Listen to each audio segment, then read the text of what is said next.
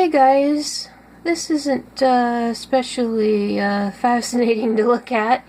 This is my great big wheel of vegan Parmesan cheese. I made a double batch. You don't have to make a double batch. You won't end up making this much. I made this much because I want to cut it into several wedges and try a few different drying techniques. This is one of our slow food aged air-dried cheeses, and Miyoko's original recipe calls for salting it and just drying it in the open air, and it tastes good, but I didn't care for how dark the color got, so I'm going to try a few different things, and as it ages I will be visiting it and showing you guys what I did and how it's coming along. But to tide you over, in the meantime, we've got a couple of quicker Parmesans. This is my favorite instant Parmesan cheese. I like to use macadamia nuts. And it just takes a couple of pulses in the NutriBullet, or it'll turn into macadamia nut butter. So be careful when you make it. But it's got the nuts, it's got nutritional yeast. I like to use just a pinch of truffle salt to give it that cheesy funk. You don't have to use that if you don't have truffle salt. It's optional, but I like it. And this is the surprise.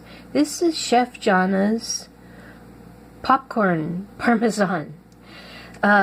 She ground dry popcorn kernels and cooked them down. She sauteed them in butter and cooked them in water, kind of like a risotto, until all the water kind of bubbles away.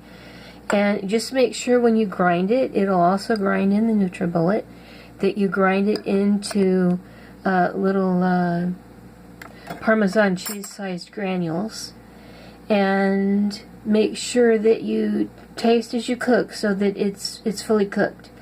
You don't want to break your tooth on this, because you will. When it's not done, you can break your teeth. And I will link to her video. I will have her recipe on the blog, and I'll link to her video. I'm not going to do a, a cooking demo, because she says it takes 20 minutes. It took me half an hour. You know, that's going to depend on your humidity and how dry your kernels are.